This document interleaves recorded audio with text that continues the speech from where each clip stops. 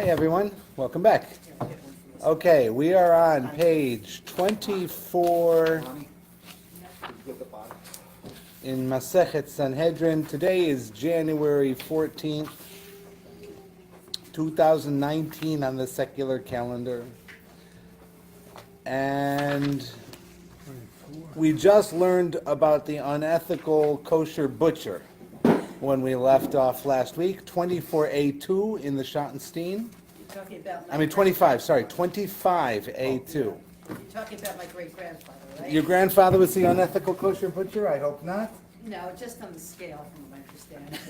25A, he leaned on the scale? Yeah, that's what I heard. Well, there's a Torah command against that, so maybe he would not have been a kosher witness. God forbid if that's the truth. Hopefully it's a humorous story. So we're in Sanhedrin, page 25A. What have we done to this point? Last week we did a quick review, which got us back up to speed, so I don't want to do that again. 25A2.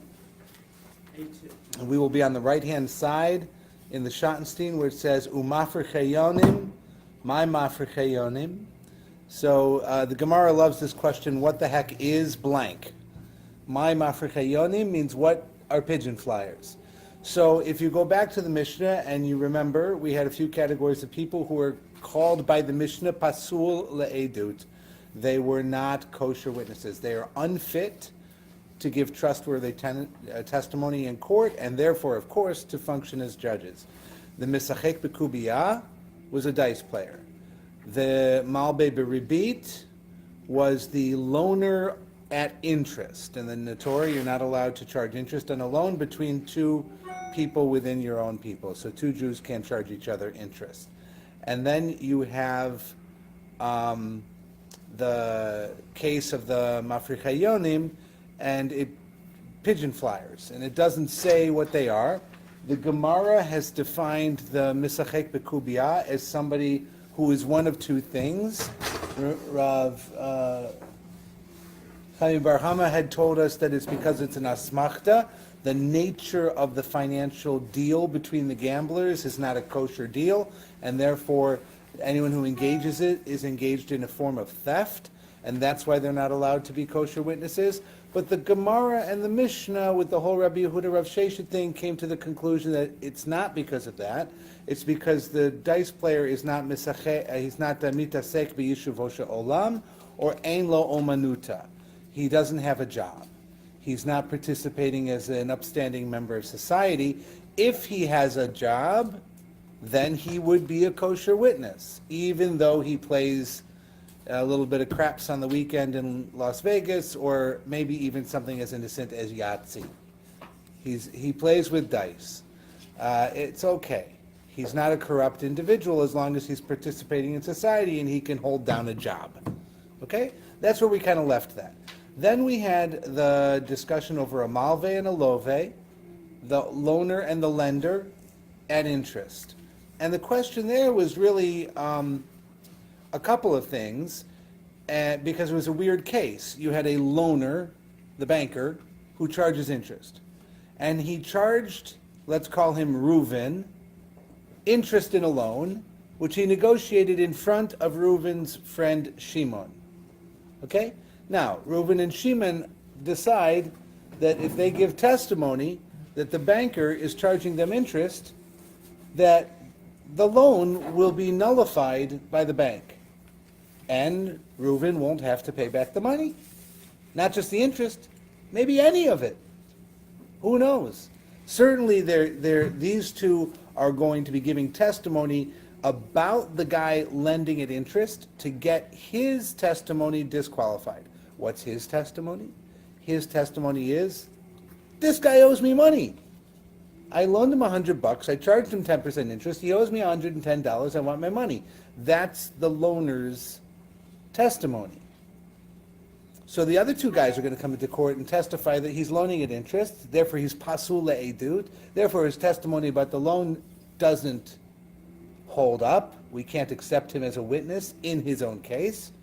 And he can't enforce the loan, and we're going to keep the money. Which is crazy, because to establish that he loaned at interest, one of those two guys at least has to say that I borrowed at interest. And according to Rava, the borrower is the one who's guilty. So we had a little back and forth. Is it the borrower who's losing, etc.? And that got kind of thrown out by the whole concept of Ein Adam Masim et Atzmo Rasha. That you can't, your own testimony can't make you a Rasha, an evil person. So if you're giving testimony in court and you say something that reveals that you would be a Rasha, and therefore unbelievable in your testimony, you can't make yourself a Rasha, and therefore, ironically, your testimony is believable still because you haven't disqualified yourself. How do you disqualify somebody's testimony? You need to bring 2 witnesses and so forth, which isn't happening in the case that we had. And they had a name, Barbintus was the guy who made the loan and so forth. So it was kind of a campy story, and at the end of the day, it seems like they didn't resolve in that story if a loaner is pasul, which is clear in the Mishnah, and if the borrower is also pasul, which is not clear in the Mishnah, but Rava, who's no shtump, seems to be pretty clear about it. Okay? And we kind of left that. And then we got the story about the kosher butcher who's selling treif. And he gets caught. And we determined the reason the kosher butcher sells treif is Money. to make money. Greed. It's just to make money. It's greed over the money. And so he gets caught. He does this kind of public tshuva of growing his hair and his fingernails, in lamenting and shrieing all around town, I'm so sorry, etc. And the guy who took his hechsher away is ready to forgive him and give him a hechsher and put him back in business. Wouldn't it be easier just to run him out of town on a rail? Well, that's what happens next. Tar and feathering? That's what happens next, without the tarring and the feathering. And the objection is, what if all this hair growing and fingernail and shrieing and everything is just a lie? I mean, he lied with a straight face when he seemed righteous. How much easier is it to lie about an apology?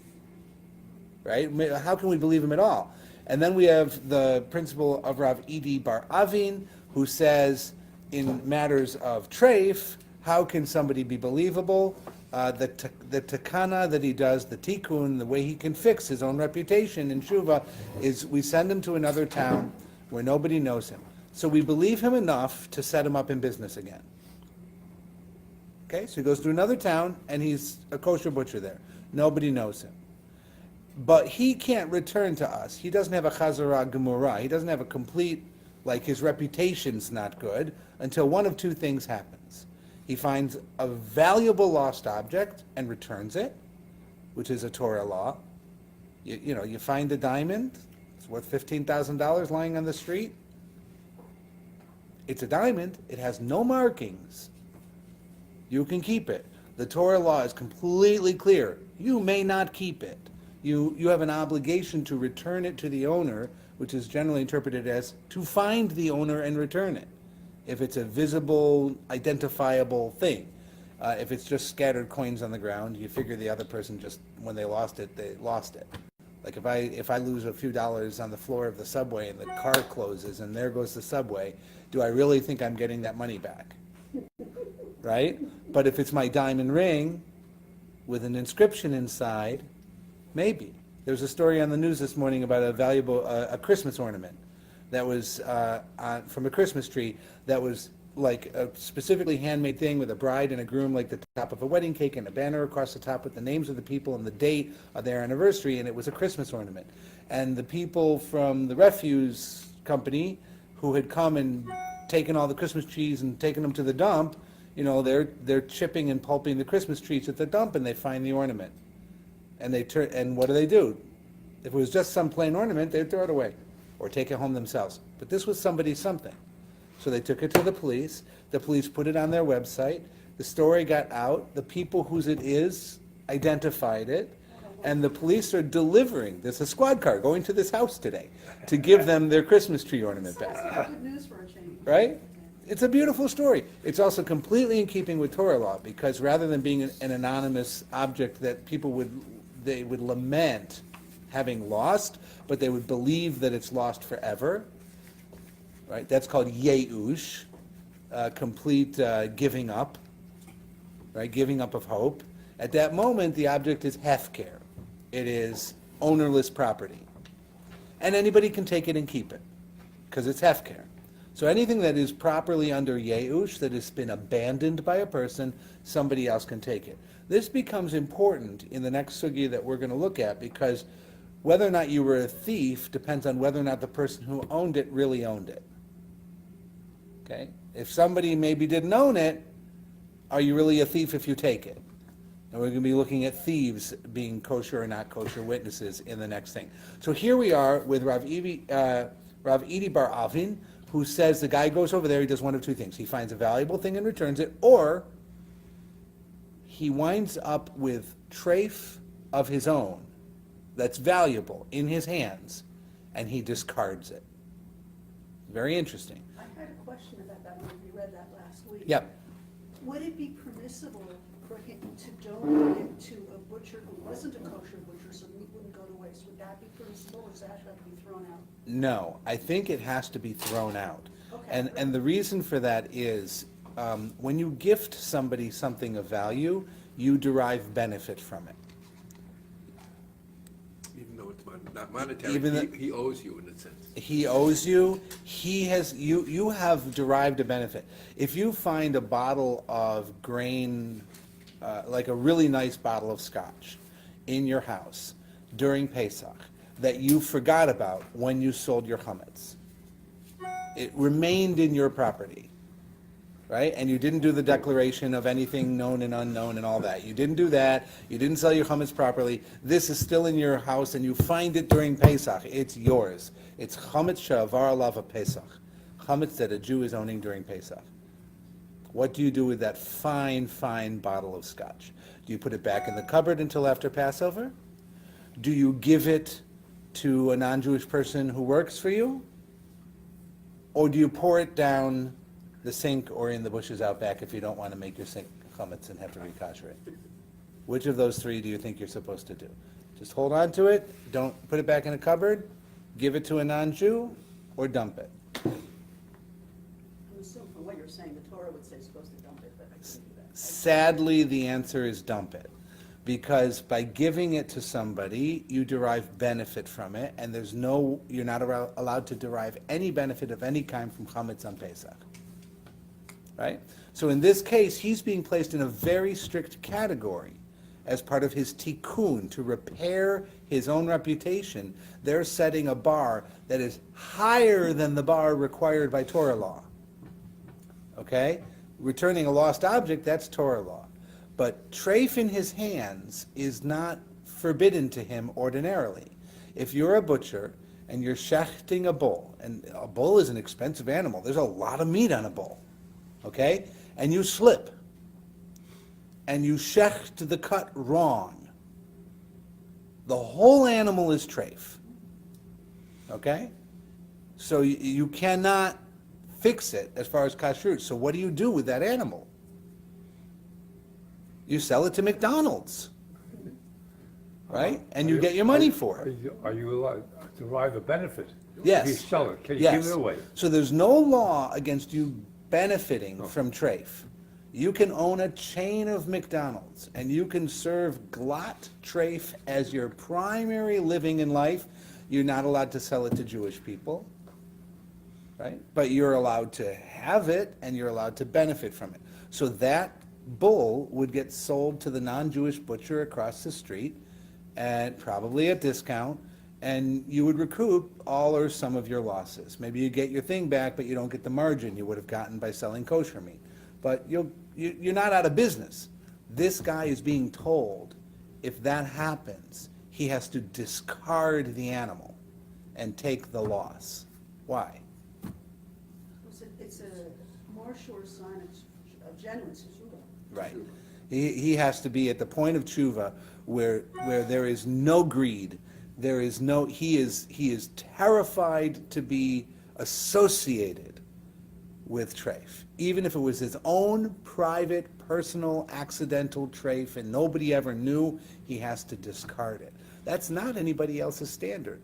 But Rav Idi Bar Avin has said for somebody who peddles treif as kosher, this is the standard they would need to hold for them to be reaccepted into the community. Okay? High bar. The reason I spend so much time on it is because that's going to get referenced over and over and over as we look at different people and asking how can they do chazarah, how can they do teshuvah, how can they repair their reputation, what do we believe, what don't we believe, to allow them to be kosher edim again. Otherwise, the world's full of pasul edim, right? I'm not going to embarrass anybody by going around the table, but I would guess that if we all did a rigorous and truthful inventory of our entire lives, each and every one of us has stolen at some point. Something. Now, it might be the argument that we had with one of my children recently, that using someone else's sign-in on Netflix is theft, right? It's a stretch. No, it is No, it theft. isn't. It's absolutely clearly, without a doubt, theft. If you do it without You their permission use, or with their you permission. use somebody else's sign-in with their permission on Netflix. It is theft of services from Netflix. There is, Is with permission? if you use someone else's sign-in who is not in your household, and if you have a household membership, it gives you 5 different licenses. You can put in the names of the people that you are using, and says who's using it and which one has child controls and all that. But if I give it to my brother who lives in Florida because he can't afford Netflix, and he signs on with my Netflix in Florida, that's theft of services. Clear as a bell. There's no ambiguity in secular or Jewish law. That is theft, right? Over piracy. Same thing. Downloading people's music, digital music, without paying the licensing, without taking it off, these song sharing, swapping sites and everything is absolutely theft. It is theft. There's no question in Jewish and secular law that it's theft. And it's one of those things that people will do. Why? Because it's a faceless corporation with billions of dollars. They'll never miss it and no one gets hurt. Well, the truth of the matter is the songwriter and the people who get paid royalties on that stuff get hurt because you're stealing from them. If Yeah. I take out from the library a CD of music, and then I make an MP3 of it, Right, if and return it to the library. Right, if you If I take- play it after Correct. my time is over, I'm now a thief. That's correct. I You do I not have confess. license to copy the CDs from the public library. You do not have license to do that. You have license to use them during the time that you're borrowing them, and the library system is paying for the use of that CD during that rental, I can't copy it. but not beyond. And if you copy and download it into your music library, that is theft. Right? So we have a whole, my, I know the shoe. if you walk home from the office with a pen, that is theft. Okay? So there are levels of theft that every single human being has engaged in on some level. I don't say this to normalize it and make it okay. But what I'm saying is that, when you have a religion of halakha, you have a world of sinners. Right? When the religion is based on law, you create a world of sinners. And the world of sinners needs to have Yom Kippur. Otherwise, we live forever in sin. Christianity answered that question another way by rejecting the law. Ironically, by endorsing a concept of inherent sin in all people, and then fixing the problem of that sin with the death of their guy on the cross. They have a different way to address the concept that humans are constantly in need of forgiveness. Our way of forgiveness is that we are not inherently sinners. We're inherently good. And we do things which are wrong, and we need to fix those things in order to be in good with God and our fellow men. Right? Catholics also have confession. Right. All the Western religions address this topic. So Judaism addresses it through kapara or chazara or teshuvah, atonement or return or repentance. So this passage in Sanhedrin is now going to move forward into a series of things where more and more people are considered not kosher witnesses beyond what the Mishnah says. And by making the category of non-kosher witnesses bigger, you have to also address how do these people become kosher again. Got it? So that's where we are. So let's look at the next thing. Mafrechei yonim, my mafrechei yonim. What are pigeon flyers? Did we begin this? We did pigeon distractors and pigeon betters. Did we do that? Okay, excellent. We're up to speed. 25A, about 2/3 of the way down the Hebrew page, we have hacha. Okay, hacha. Yeah. Pigeon flyers. Hacha targume itak. Boy, I'm going to need to get glasses. I'm going to keep teaching from this book. The last year has not been good on my eyes. Okay. Hacha targume itakdime yonach liyon. So here, it was interpreted, it was translated as someone who says, if your pigeon is before my pigeon. So the reality of this is you would have across a field a bunch of pigeons in boxes, cages, and on the other side of the field you would have their pigeon cote where they lived. And each one would have a number around its ankle or something like that. They'd be identifiable, and then people would place bets, and you would open up the cages, and you would take clappers or pieces of wood, and you go clap, clap, clap, clap, clap, clap, and startle them all out of the things, out of their cages, so that they would want to fly home. And then the first one would win. Simple. Okay, so you have a human, you have a pigeon, and you have an action. That's what's involved in the scenario. Okay? So, one person says, one interpretation is that that's what it is. It's your pigeon arrives before my pigeon. But Rav Chama bar Shaya Amar Ara. Rav Chama bar Shaya says, no, it's a decoy. So it's not the person who's flying the pigeon or betting on the pigeon that's the problem. It's a person who uses a pigeon as a decoy that is a problem. Have you ever heard the phrase stool pigeon? Yeah. Sure. What is a stool pigeon? A rat. A rat, somebody who tells on others. That's not exactly the origin of the word. The origin of the word is, with homing pigeons and other pigeons native particularly to America, there was a native pigeon species which is now extinct, which had nice meat on it. It was a healthy bird and you could eat it, and people did, and they flocked by the hundreds.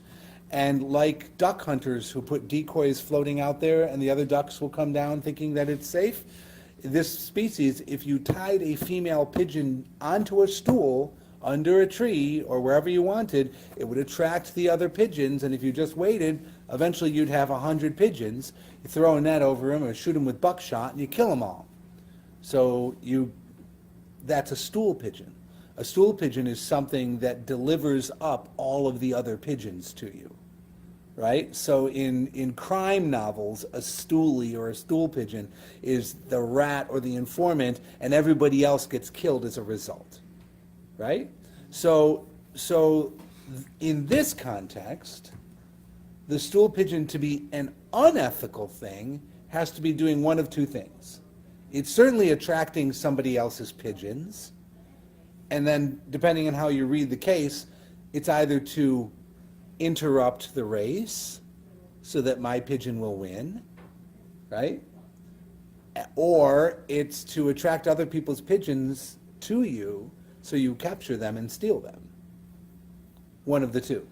But you're doing something unethical with a distraction, with an attractive pigeon of some kind. So that would be a mafriach yonim. So you have a little argument here about what mafriach yonim are. Who are the pigeon flyers?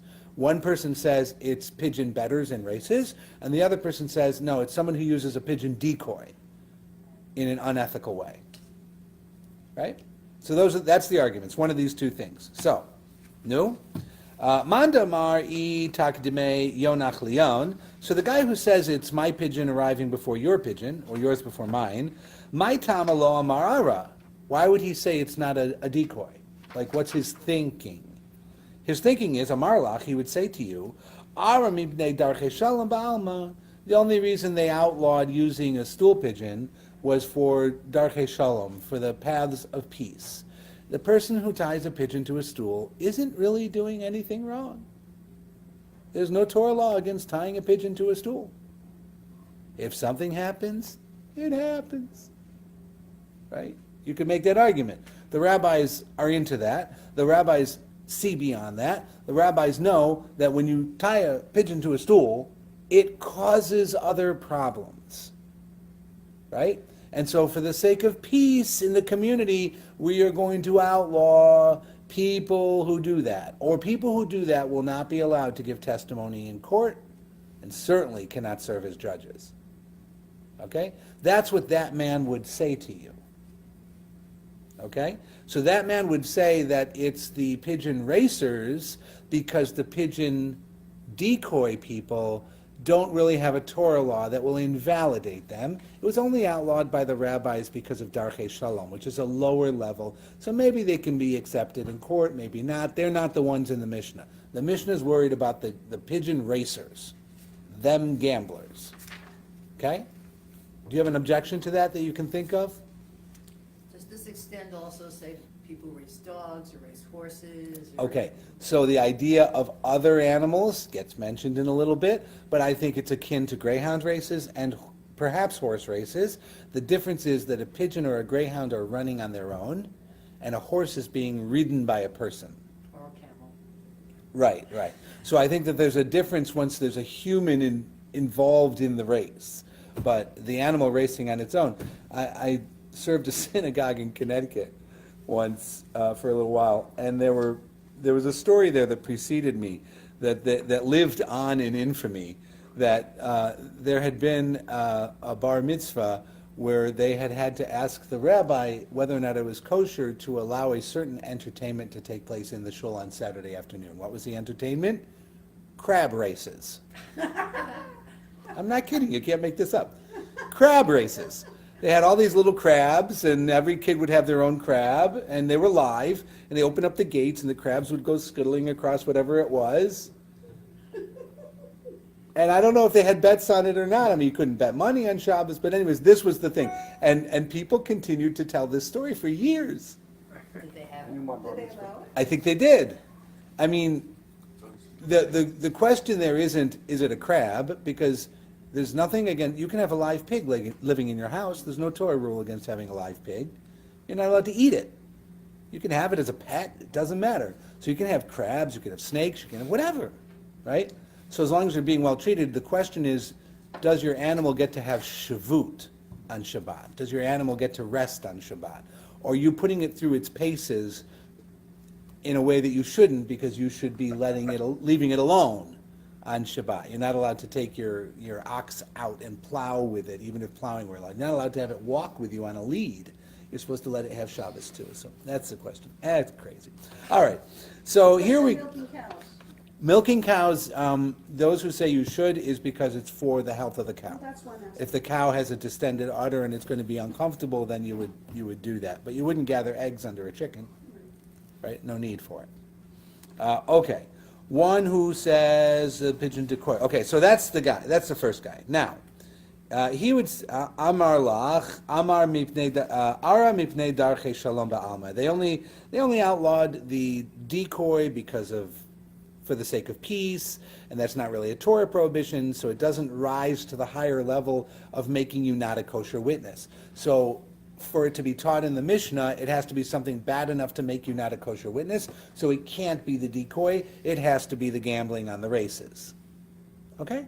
That's the first argument. Now, the Gemara is going to flip it and say, and the other guy? If somebody thinks it's about the decoy, what's his argument? Why would he say it's a decoy? Umanda amar ara, my tama lo amar I takidme yonach lion. Why does he disagree? Why does he not say it's about the person who's saying whose pigeon comes first? And the answer to that one is, Amar lach, he would say to you, Hainu misachek bekubia. Well, if it's betting on pigeon races, it's betting, it's gambling. It's the same thing as the dice player. Why do you need it? The Mishnah is not going to teach 4 categories of things where 2 of them are identical. Mafricha yonim has to be different from misachek bekubia. Otherwise, the Mishnah wouldn't have it in there. So if you're going to say it's just people who are gambling on the outcome of a race, that's the same thing as a dice player. Now, v'idach, but the other one, going back to the guy who thinks that it is the pigeon flyers, how is he going to save himself from that argument, right? So what's he going to say? Tana tole b'dat asmo v'tana tole b'dat yono. No, dice playing and pigeon flying, although there's gambling involved, are really qualitatively different. This one relies on his own skill, and this one relies on the skill of the pigeon. Okay? So the dice player is throwing dice not because he thinks he's luckier than anyone else, but he thinks he actually knows how to throw the dice in a way to get the result he wants. The pigeon flyer, the guy trains the pigeon, he may think that he has a way to make the pigeon go better. But ultimately, one is the guy acting, and the other is the pigeon acting. Right? There's a qualitative difference there. Maybe that makes a difference enough that the Mishnah would need to bring both cases. Let's see how that holds up. Okay? And in the notes here, they try and save it. The Schottenstein says, by doing the person who relies on his own skill and the person who relies on his animal skill, it teaches you that they're both asamachtas. Remember that word from Rami Bar Chama way back when? And that therefore, this kind of a deal that's based on a contingent outcome is not a kosher deal, and the people who engage in it actually are engaged in theft, etc. What's weird about that argument is what happened to Rami Bar Chama when we first brought him up. He lost the argument. Rav Sheshet won the argument that gambling is a problem because you don't have a job. Not because the gambling deal is not kosher, but because you don't have a job. Here we seem this argument at this exact moment is saying Kubia and Yonim, the dice player and the pigeon, are two different things that are both asmachta, that are both forbidden, but they're qualitatively different, so we have to teach you both. Which is weird, because we had already gotten rid of that back in the first conversation after this Mishnah. But it doesn't last long. Utsricha. Remember tzricha? We had this before. Tzricha is a term in the Gemara that will tell you you need both interpretations, or you need both cases. Because if you only had one, this bad outcome would happen, and if you only had the other bad outcome would happen, and therefore you need both for no bad outcomes to happen. So here's the tzricha, and we're going to set it up.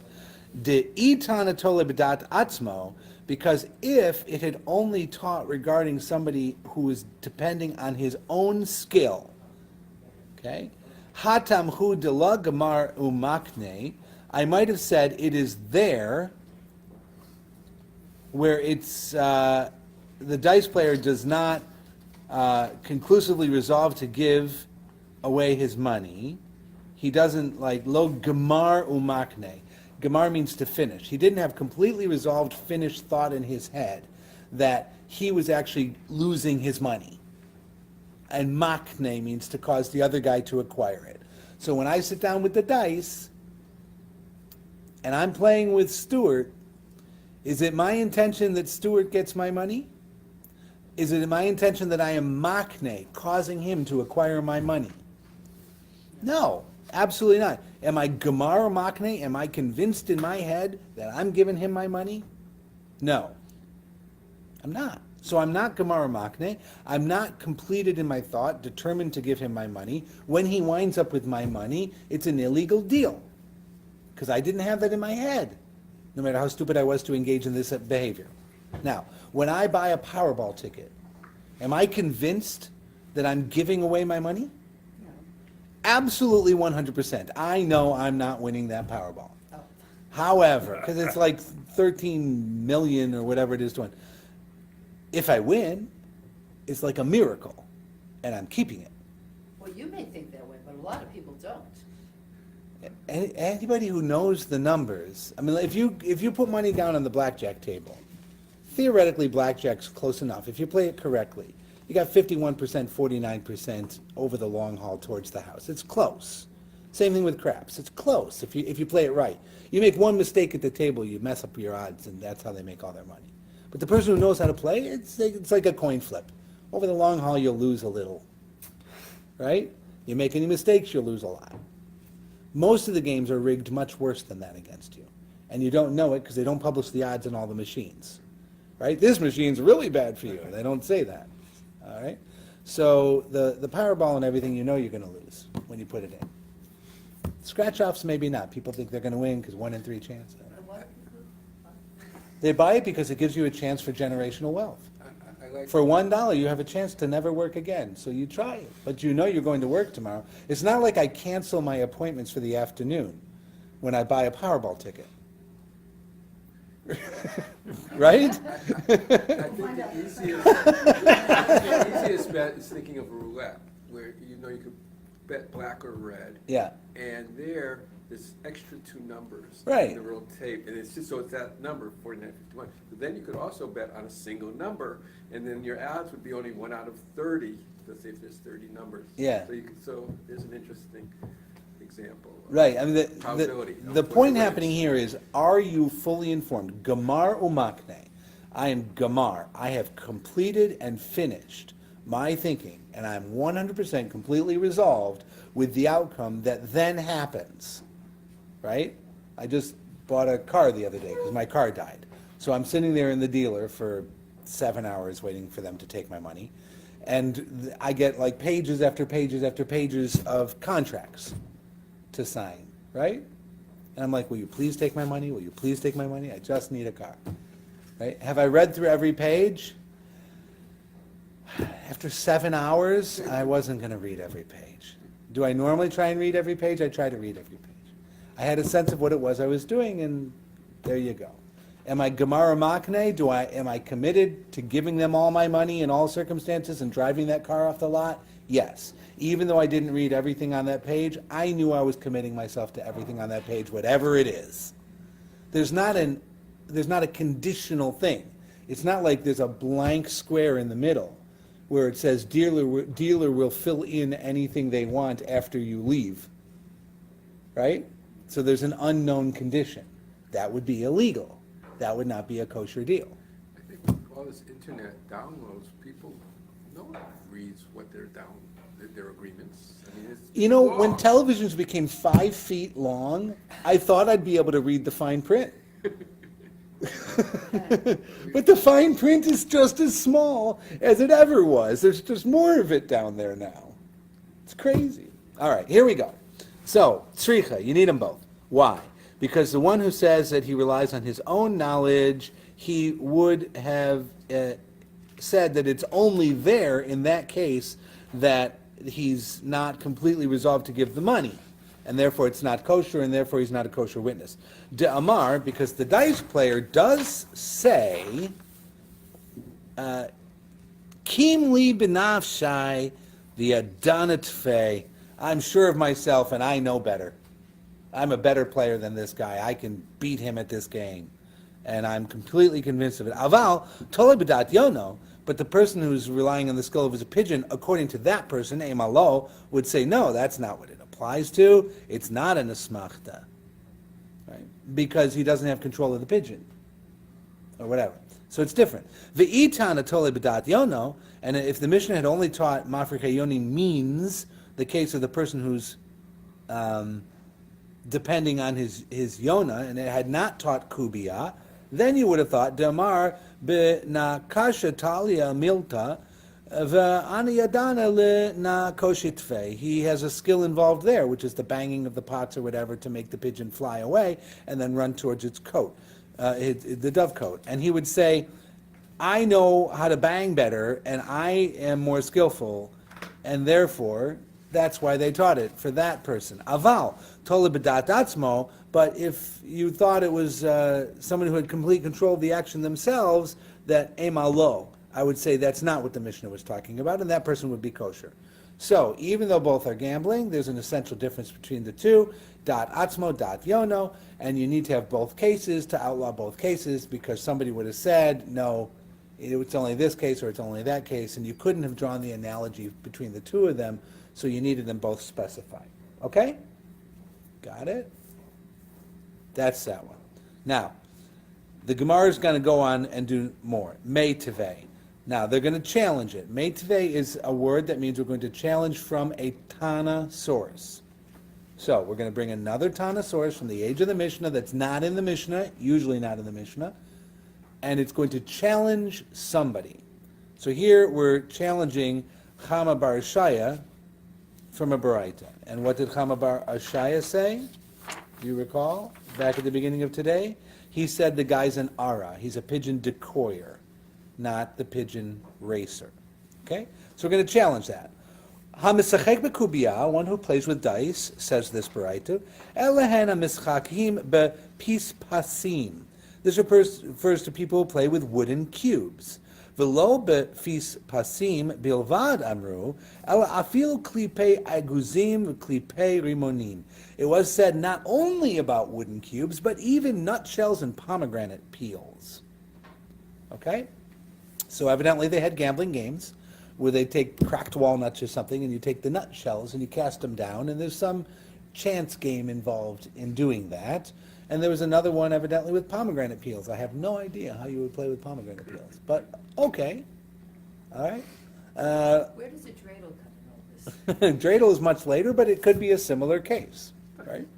The ematai chazaratan, and the Baraita asks the question, and what is their tshuva? How can they do chazara? So I'm an admitted wooden cube player. I'm an admitted nutshell player. I'm an admitted pomegranate peel player. I'm sorry. I won't do it again. I want to have chazara, and I want to function as a judge in court again one day. Right? How can I get back to my pristine reputation after doing such dastardly deeds as betting over pomegranate peels? Okay? So, the Baraita goes on and says, Mi she yishberu et pispasehem v'yachzeru behem chazara gemura. They need to crush their wooden cubes and render them unusable and do complete chazara, complete repentance, complete return. So you have to destroy the tools of your sin. So chazara and then chazarai.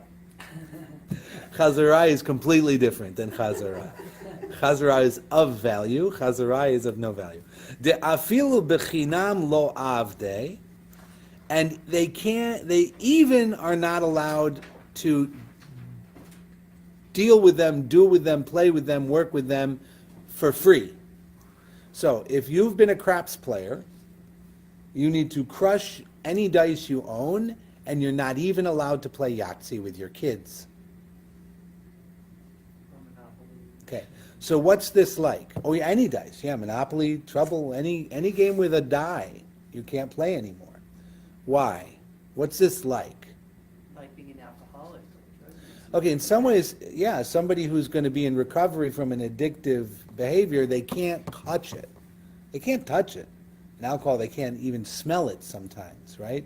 It's not just about having a drink, it's cough syrup in your, alcohol in your mouthwash, right? Vanilla in your cake, right? It can trigger an alcoholic. So in some ways, the thing becomes completely taboo to you. It's just like a fence. Is this like a fence, like make a fence around the Torah? Yeah. I think very much so, and we had a case like this. I think this is like the butcher, right? The butcher who has to throw away his treif. Most people don't need to throw away treif. There's no law against having treif. But that guy who sinned with the greed associated with having treif and wanting not to take the loss, so he peddled it as kosher meat, that guy can never be trusted to handle treif again. He has to throw it away. So again, you have a very similar thing. To do chazara, to be trustworthy again, that cannot be in your hands. Right? So, I mean, if you know somebody who had a gambling problem and you see them going into the OTB parlor, you're not going to think they're going in there to sweep the floor because that's an upstanding job. Right? That you can't be in there. You can't be in there. Other people can be in there. You can't be in there.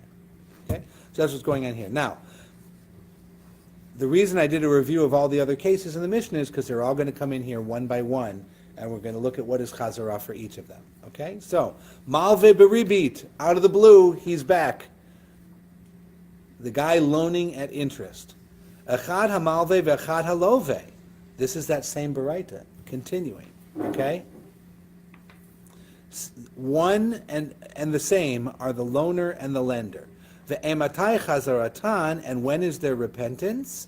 Mishyikreu et shtarechem ve'yachzaru behem chazara gemura. These two, the loaner and the lender, are only allowed. Wait, loaner and the lender are the same. Loaner and the borrower. The loaner and the borrower are only allowed to be trustworthy again in the event that they have both torn up all of their documents and effected complete restitution between them. Meaning what? The money goes back to where it originally was. Nobody's keeping anything. Whatever it was you did to start, stop it, send it back, fix it, tear up the documents. It never happened. Now, obviously, you can't game this, right? And get into a business where I'm going to go to somebody who charges it interest and I'm going to borrow long enough to use the money, make my millions, and then give him the original principal back without interest because I'm doing teshuvah. Right? I mean, you're going to have problems if you try and game the system. They're supposed to do teshuvah completely. They're supposed to be honest and sincere, and they tear up their loans, and the money goes back to where it was, and nobody benefits from it.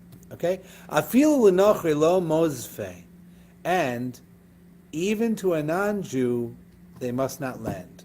So, to our modern ears, this is going to sound problematic, and we know what happened with money lenders and Jewish reputation and anti-Semitism, et cetera, et cetera, et cetera.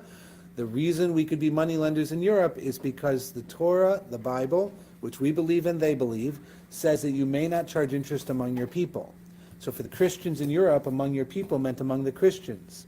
And for the Jews everywhere, it meant among the Jews.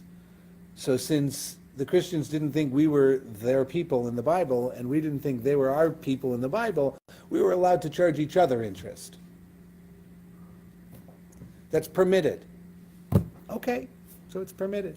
So in this case, the person who has been a malve or a love with ribi'it, not only do they have to tear up their documents and return all the money and go back to square one, they are never allowed to even engage in the permitted charging of interest to non-Jews. And again, high bar prohibition like crushing the dice or throwing away the treif. That's what's happening here. Even something you should have been allowed to do, you will not be allowed to do. Okay? Good? And now we're back to Mafrechei Yonim. Thanks God. Elu shemamrim et hayonim. This refers to those who incite pigeons to fight. So you've heard of cockfighting? You put two roosters into a pit, you agitate them, you get them mad, and you throw them at each other, and then they peck and they peck and they peck and they kill each other in a horrific way. And whoever's rooster lives wins, and you have people betting on this all along the way. It's actually a pretty common human behavior in lots of different cultures. In America, we had a fairly infamous example of this in the last decade with the quarterback for the Philadelphia Eagles, who got Michael Vick, who was involved in a dogfighting ring, right? Which is a horrible behavior, but you know, the entertainments of the rich and famous, right? If you got too much money and too much time, you'll do stupid things to get entertainment out of your money, because buying things doesn't entertain you anymore, right? That's my sociological theory, pop psychology 101. All right, so they go down the road towards ethical woe, right, for their own entertainment. And humans have gotten joy out of watching animals peck at each other for a long time. Heck, humans get joy out of watching people box. The chariot races. Chariot races, gladiators, All that. football. Bullfights. Bullfights too. I mean, we like to watch people beat up on each other. Boxing is the best example. Now you have ultimate fighting, which is like the gloves are off and you get to choke each other, right? It's a huge sport. And then you have video games with all that violence too. Okay, our simulations training grounds. It's a whole nother so here we are. So now we've got the pigeon flyers. Umafrechei yonim elu shemamrim et hayonim. This is a totally different interpretation of the mafrechei yonim. So why do you have this other category in the Mishnah of mafrechei yonim? According to the Baraita, it's pigeon fighters, people who are engaged in pigeon fights. Not just pigeons fighting, but it could be an animal, a wild animal, or another kind of a bird. All of those. And when is their repentance? They have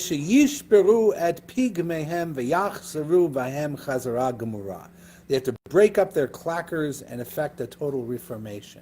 Clackers being the whacking noises, the tools you use to agitate the animals, right? For a bullfighter, it would be they have these barbed sticks, that it's the first round of the bullfight. There's several rounds of the bullfight. The bullfighter goes out there and either he or the attendant bullfighters, the picadores, they have these barbs on sticks where they jab the bull in the back of the neck over and over again. Sometimes it cuts the tendons so the bull can't lift their head as much and be as dangerous, but it enrages the bull because they're being tortured. And it makes the bull want to kill anything that comes near it. And then the toreador comes out and dances with it for a while, and eventually, with a sword between the eyes, kills the bull. Right? That's the sport. So all those tools would have to be destroyed. Right? I don't understand why it switched from flying to fighting. It just Because seems there's a like- baraita that does that. What's interesting is the first time we raised it, it said targumin. We translate it as, which means the Gemara doesn't really know what mafriche yonim are. And it's casting about at the different interpretations that it has in the library. And it has an interpretation that these are betters. It has an interpretation that these are distractors. And it even has a baraita that says these are pigeon fighters. Now you're getting the baraita. The truth is that the editor of the Gemara has no idea what these are. And that's why you're getting so many answers. Okay? Now, if it's a baraita age, this is probably your best source. So now the question is, why did Rabbi Yehuda Nasi not mention mafriche chaya or mafriche oaf? Why did he only say mafriche yonim? If he has a baraita that outlaws the testimony of all of these people who engage in ma'amarim at these categories, the fighting of these animals, why didn't he use this baraita? Why didn't he say ma'amarim? Why did he change it to mafriche? And why did he only say yonim? Well, I think that's enough differences to think that Rabbi Yehuda Nasi thinks his Mishnah is not this baraita. The reason he didn't say all this stuff is because he said something totally different. Now, does he allow these people to be kosher witnesses since he didn't quote this? Don't know. Yeah? Got a thought? No. Okay. All right. So, what do we do? Afilu l'nochri, ela mamrim, v'lo yonim bilvad, amru ela afilu behema chaya va'of. Okay? Ve'ematai chazaratan, and when do they do their tshuva? When they break their tools, their clackers, their whackers, or whatever it is. The afilu ka midabar nami lo avdei, so that they don't even do so in the wilderness. So again, the Gemara comes in with a little one-liner at the end that adds another high bar to their final chazarah. Why do you make them destroy the tools of the trade? Really? I mean, can't they put them in a shadow box on the wall in the living room and remember days gone by when they won the championship in pigeon fighting? You're going to take that away from them? They have to destroy it? They can't keep it? Well, because, like the butcher in the town where nobody knows him, they might go out into the wilderness where nobody's looking and have themselves a pigeon fight. You take the whole thing away from them, completely out of their hands. Okay? All right. The baraita goes on. You think we were done? I told you, they're all coming back. Sochre shvi'it, sabbatical produce sellers. Remember them? They were in the Mishnah. And originally they were sellers, but later they got called, originally they were gatherers, but later they got called sellers because the tax collectors came and forced them to engage in it, even against their will, and to survive they had to. So it's the sellers of the sabbatical produce who are not kosher witnesses. That was all in the Mishnah. All right, so now here they are in the Baraita. Sochre shvi'it, sabbatical year produce sellers, elu shenosin v'notnim beperot shvi'it. These are those who trade. They buy and sell in fruit of the sabbatical year. Ve'ematai chazaratan, and when do they do complete teshuvah? Mishetagia shvi'it acheret v'yibadlu. When the next shvi'it year arrives, and they refrain from behaving in the same way. What's the problem? You make your living as a farmer. You buy and sell shvi'it in the 7th year when you're not allowed to. And now you're not going to be kosher as a witness on any document, any business dealing, any court for another 7 years until you can prove yourself trustworthy again. You're going to starve. How are you going to get through the year? So Rav Nechemia comes in, Amar Rav Nechemia, and he says, Lo chazarat devarim bilvad, amru ella chazarat mamon. They spoke not merely of a verbal repentance, but of a financial repentance. Ketzad, how does that look like? Omer ani ploni bar ploni kinasti metayim zuz beperut shvi'it v'harihen nitunin b'matana la'aniyim. So what does he say? He says, I, so-and-so, the son of so-and-so, amassed 200 zuz of shvi'it produce. Here's the cash in my hand, and I hereby declare it as a pledge, a gift to the poor, which is what you wanted earlier with the bull. Right. Right? Something good should come of it. So the guy who has made 200 in profit has to eliminate the profit, he has to do it publicly, and he has to give it to the poor. And then he's believable. So that can happen now. He doesn't have to wait 7 years for that. Okay? There had to be some solution. Katani mihat behema. In any event, the bright is over, and now the Gemara is talking. It has to do with a domesticated animal. So you had a bright. Remember, the question was, what's mafri chayonim? Right? And is it ara? Is it the distractors of the pigeons? That was the original kashya, and we got this big long baraita that threw in the kitchen sink, and we're going to go back and look at the little piece of the baraita that had to do with us, which was pigeon fighters is a different interpretation, and it could be an animal, a wild animal, or a different bird. Behema, chaya, ve'ov. So now it's going to say behema. Really? Bishlama lama and damar I takdime yonach leyon. Well, it makes sense if you're going to say that the case was about betting on whose pigeon arrives first. Why? Hainu de mashkachat la be'ema, because the pigeon is a domesticated animal. Right? So that would make sense. Ella laman damar ara, but the guy who's saying it's a decoyer, not the guy who's betting on the animal, be'ema bat hachi. What domesticated animal is capable of being a decoyer? Like, you're going to bring your dog out, and Fufi with her little sweater is going to, like, attract all the others. Ein b'shor habar. Actually, we do have a case, yes, where a domesticated animal can attract the wild animals and engage in the behavior that we thought was problematic, and therefore, for the sake of peace, the rabbis outlawed it, and they, et cetera, et cetera, et cetera.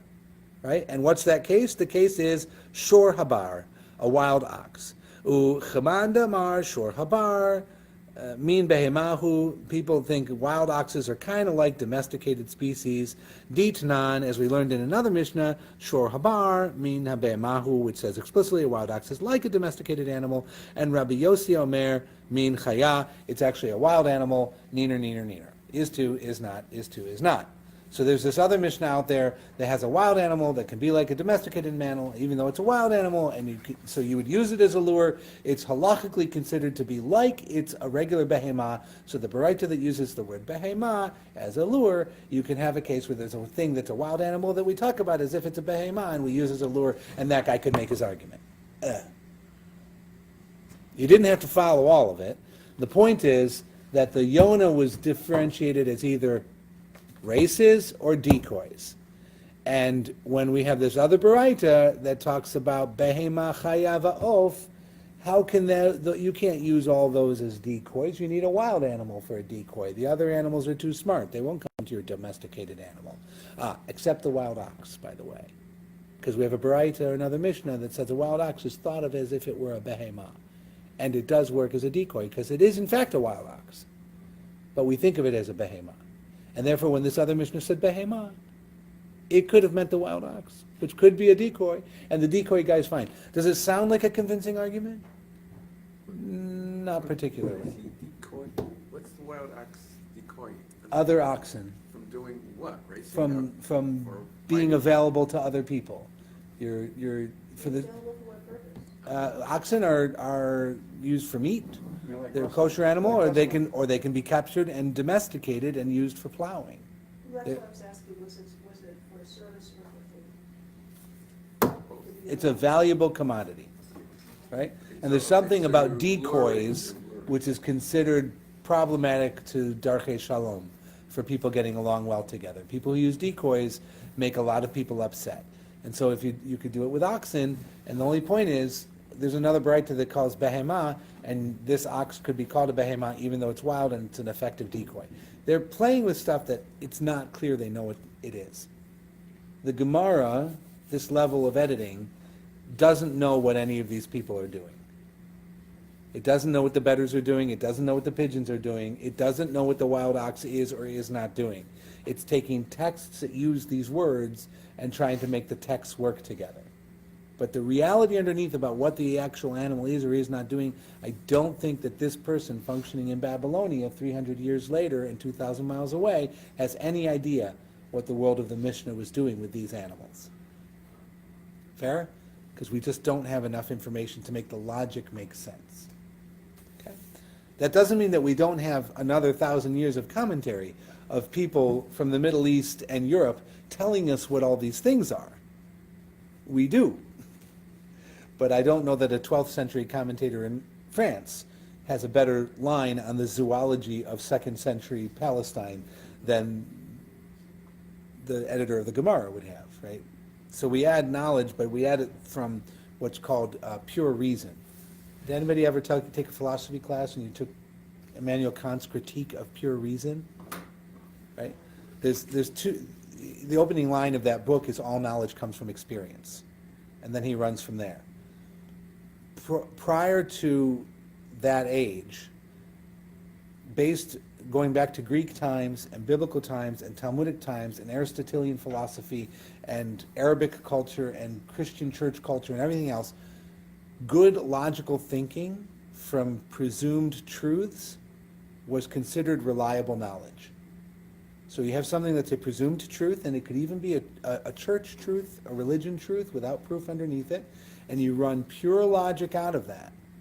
Whatever you come to is true.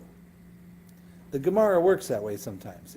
The Mishnah is true, and I'm going to run pure logic out of that, and whatever I come up with is also true.